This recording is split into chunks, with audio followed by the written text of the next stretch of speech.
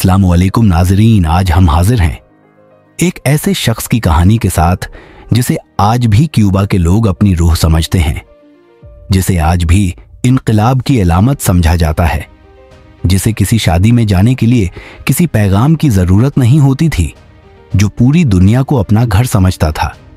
आइए बात करते हैं उस शख्स के बारे में जिसे दुनिया ची ग्वेरा के नाम से जानती है।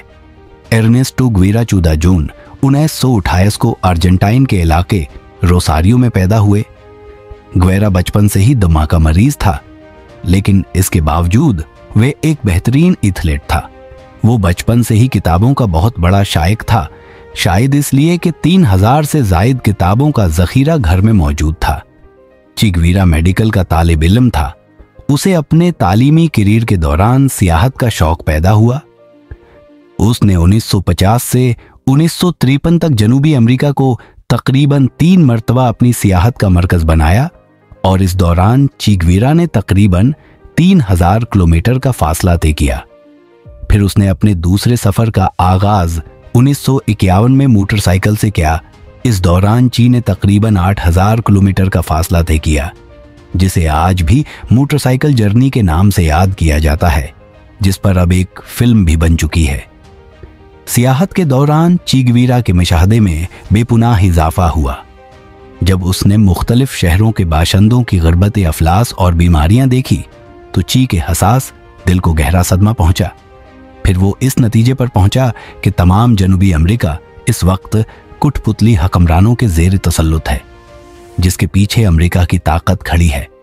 वो जान गया था कि यह सरमाएदाराना निजाम कभी भी गरीबों का दोस्त नहीं हो सकता। क्योंकि वो मार्क्सी फिक्र का कायल था, तो उसने जान लिया था कि इसका वाहिद हल सिर्फ खूनी इनकलाब है। 1948 से 1953 तक उसने ब्यूनस आयर्स यूनिवर्सिटी से तब की तालीम हासिल की और फिर एक इनकलाबी तहरीक का आगाज करके मजलूमों की हमायत में निकल पड़ा।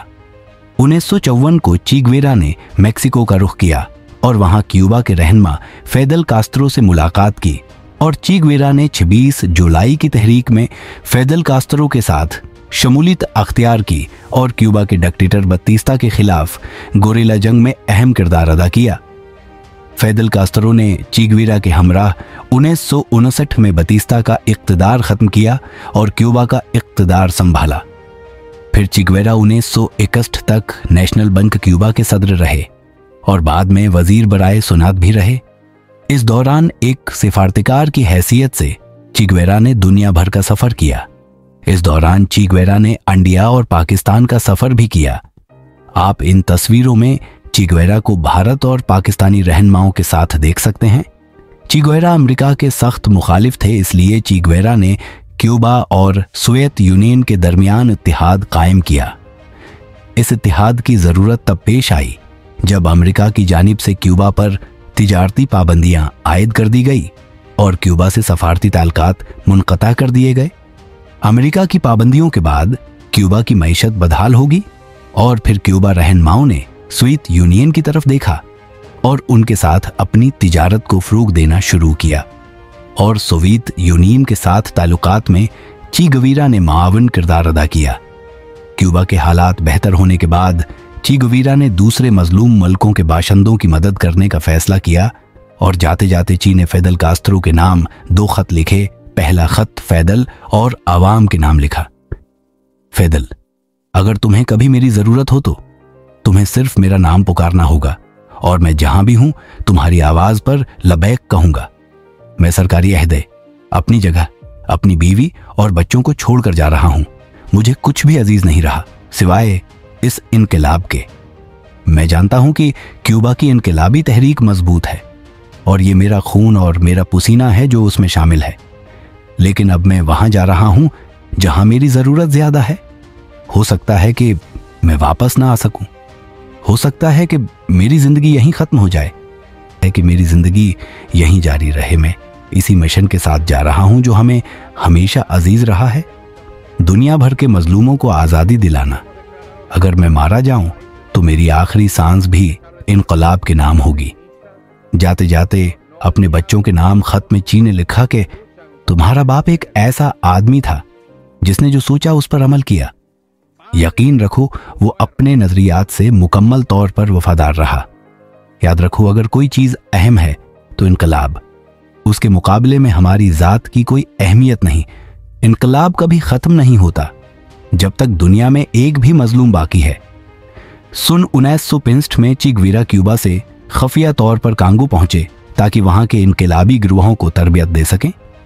उनका मकसद साम्राज्यी कुव्वतों के खिलाफ जंग लड़ना और पीटरियस लुमुम्बा के नजरियात को आगे बढ़ाना था। चे गुवेरा ने 100 क्यूबन गुरिल्ला जंगजुओं के साथ कांगो के बागियों को मुनज़्ज़म करने की कोशिश की, मगर अंदरूनी इख्तिलाफात, नाक़्स तरबियत, मगरिबी ताकतों, अमरीकी मदाखलत और जंगली माहौल की मुश्किलात के बास ये तहरीक नाकाम रही।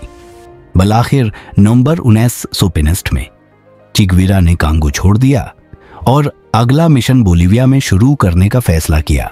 चे गुवेरा बोलीविया के मिशन से कबल खफिया तौर पर दोबारा क्यूबा मुंतकिल हो गए, जहां उन्होंने कुछ माह गुजारे। बादिज़ां फिदेल कास्त्रो से इजाजत लेकर वो दोबारा हो गए। बोलीविया रवाना हुए ताकि वहां के मजलूम आवाम की खुद मुख्तारी की जंग में उनका साथ दे सकें। बोलीविया पहुंचने के बाद चे गुवेरा ने बागी फौजों की क़ियादत संभाल ली, लेकिन इस दौरान उनकी सेहत काफी खराब हो चुकी थी। इस मिशन के दौरान अमरीकी खफिया एजेंसी CIA और बोलीवियाई फौज मुसलसल उनके ताक़ुब में थी, जिसकी वजह से हालात मजीद कुशीदा हो गए। चनांचा बोलीवियाई फौज ने 8 अक्टूबर 1967 को चे गुवेरा को अमरीकी एजेंसी CIA की मदद से गिरफ्तार किया। गिरफ्तारी के दौरान चे गुवेरा गोरिल्ला फोर्स के एक छोटे गिरोह की क़ियादत कर रहे थे, लेकिन इन दिनों चे काफी बीमार थे। बीमारी के दौरान भी उन्होंने अमेरिका नवाज बोलीवियाई फौज का मुकाबला किया।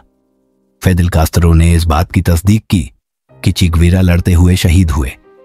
उन्होंने बताया कि चे की M24 राइफल एक गोले की जद में आकर नाकारा हो चुकी थी और उनके पस्तूल की गोलियां भी खत्म हो चुकी थीं। ताहिम चे गुवेरा को जख्मी हालत में गिरफ्तार किया गया और बोलीवियाई फौज ने उन्हें ला गुवेरा गांव के एक स्कूल में कैद कर दिया। गिरफ्तारी के अगले ही दिन इस वक्त के बोलीवियाई सदर रेनी ब्रेंटोस ने चे गुवेरा के कत्ल की मंजूरी दे दी। उन्हें गोली मारने की जिम्मेदारी मारियो तेरान नामी फौजी को सौंपी गई। बाद में अपने एक इंटरव्यू में मारियो तेरान ने एतराफ किया कि चे गुवेरा को कत्ल करना उसकी जिंदगी का सबसे भयानक लम्हा था। उसने कहा कि जब वो चे गुवेरा को मारने के लिए उनके सामने खड़ा था तो चे जख्मी होने के बावजूद प्राज़म नजर आ रहे थे। उनकी आंखों में एक अजीब सी चमक थी। एक लम्हे के लिए ऐसा महसूस हुआ जैसे वो खुद मारियो की बंदूक छीनकर उसे ही गोली मार देंगे। लेकिन फिर चे गुवेरा ने पुरस्कून अंदाज में कहा, पुरस्कून रहो और अपने हदफ पर तवज्जो दो, तुम एक मर्द को कत्ल करने जा रहे हो। ये अल्फाज सुनकर भी मारियो घबरा गया, मगर जैसे ही उसने फायर करने की तैयारी की, चे गुवेरा के आखिरी अल्फाज निकले, बज़दलो, गोली चलाओ, तुम महज एक आदमी को ही मार सकते हो। ये कहकर चे गुवेरा ने अपनी किस्मत कबूल कर ली और यूं 9 अक्टूबर 1967 को एक इनकलाबी रहनुमा और अपने दूर का एक बहादुर लीडर अपने अख्तिताम को पहुंचा। चे गुवेरा के कत्ल के बाद अमेरिका नवाज बोलीवियाई हुकूमत ने उनकी लाश को अवाम की नजरों से ओझल रखने की हर मुमकिन कोशिश की। इनकलाबी तहरीक को मजीद भड़कने से रोकने के लिए हुकाम ने चे गुवेरा के जिस्म को फौरी तौर पर दफनाने या गायब करने का मंसूबा बनाया। ताहिम आलमी सतह पर चे गुवेरा की मकबूलियत और उनके नजरियात से खौफजदा हुकूमत ने एक और कदम उठाया। उन्होंने सबूत के तौर पर उनके हाथ काटकर महफूज कर लिए ताकि किसी को भी उनकी मौत पर शक न हो। लाश को मुबीना तौर पर खफिया मकाम पर दफनाया गया और कई सालों तक उसकी जगह एक मामा बनी रही। मगर 1997 में तकरीबन 30 साल बाद तहकीकाती माहिरीन ने चे गुवेरा की बाकियात को बोलीविया के वेले ग्रांडे के करीब एक इज्तिमाई कब्र से दरियाफ्त किया। बाद में उनकी बाकियात को क्यूबा मुंतकिल किया गया, जहां उन्हें सांता क्लारा में एक यादगार के तौर पर दफन किया गया। यही वो मकाम था जहां चे गुवेरा ने क्यूबा के इनकलाब के दौरान एक फैसला कुन जंग जीती थी। ये तमाम कोशिशें इस हकीकत को नहीं बदल सकें कि चे गुवेरा एक नजरिया और अलामत बन चुके थे, एक ऐसा इनकलाबी जो जुल्म और इस्तेसाल के खिलाफ हमेशा के लिए मुजाहमत की अलामत बन गया। ची गवेरा ने अपनी शहादत हमेशा के लिए मुजाहमत की अलामत बन गया।